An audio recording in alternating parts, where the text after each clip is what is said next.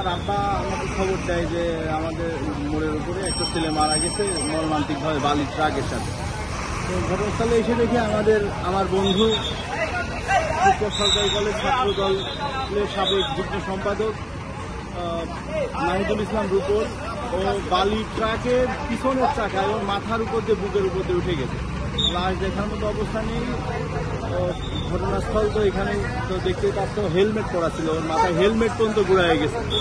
খুব খারাপ পরিস্থিতি। পরে সবাই তো মর্মাহত।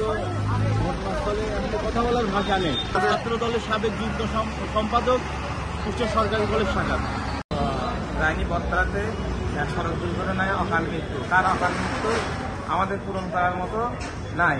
তার অকাল মৃত্যুতে তার ড্রাইভারদের আমি দৃষ্টান্তমূলক শাস্তির দাবি করছি এবং রায়নি বটতলাতে দুইটা স্পিড ব্রেকারের দাবি করছি এবং বাংলাদেশে দ্বিতীয়ত এই ঘটনা যাতে আর পুনরাবৃত্তি না হয়, আর কোনো মানুষের জন্য অকাল মৃত্যু না হয়, তার জন্য আমি ড্রাইভারদের দৃষ্টান্তমূলক শাস্তির দাবি জানাচ্ছি। 2002 সাল থেকে সে আমাদের সাথে ছাত্রদল করছে। অনেক ছাত্রদলের জন্য তার ত্যাগ, ঘাম, তার পরিশ্রম সে অনেক দলকে দেওয়ার জন্য চেষ্টা করছে, কিন্তু আমরা তাকে কোনো কিছু দেয়। তার যে এই যে মৃত্যু এই ছাত্রদলকে এমনভাবে ক্ষতিগ্রস্ত করেছে, এই ক্ষতি আর পূরণ করার মতো আমাদের সম্ভব না। এই ক্ষতি কাটিয়ে উঠতে আমাদের অনেক সময় লাগবে।